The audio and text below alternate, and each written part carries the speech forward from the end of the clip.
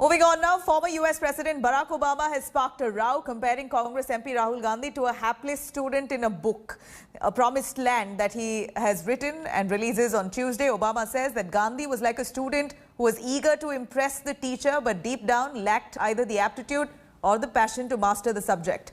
He goes on to write that Rahul Gandhi has a nervous and an unformed quality about himself. The experts there, the excerpts from Obama's memoir were published in the New York Times. Obama's memoir also mentions Rahul's mother and Congress Chief Sonia Gandhi as well, and also former Prime Minister Manmohan Singh is also mentioned in that book.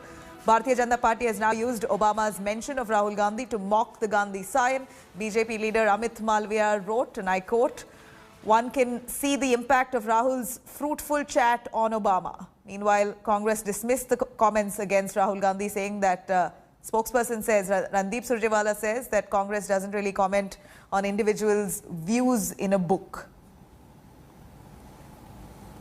जब ये राजनीतिक पूरे देश corona से कराह रहा था, पीड़ित था, मजदूर, उस समय पता नहीं वो फोटो सेशन कर रहे थे।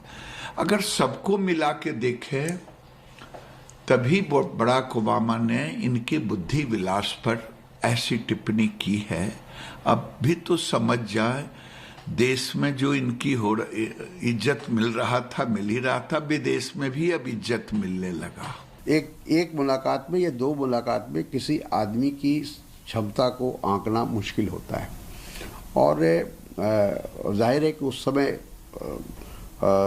आज से 10 साल पहले या 8 साल 9 साल पहले उनकी मुलाकात हुई थी, तो उस वक्त के जो उनका व्यक्तित्व था राहुल जी का, वो आज फ़र्क है। तो ये जो बात वो कह रहे हैं वो 10 साल पुरानी बात कर रहे हैं, और जैसा मैंने कहा कि किसी के एक मीटिंग में, एक मुलाकात में आप किसी की पर्सनालिटी को और किसी के व्यक्तित्व को नहीं समझ सकते।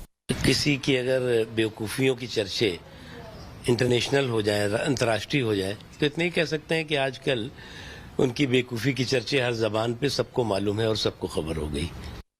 समूचे देश में पूछा जाए कि पप्पू कौन है, तो एक व्यक्ति विशेष का नाम आगे आता है।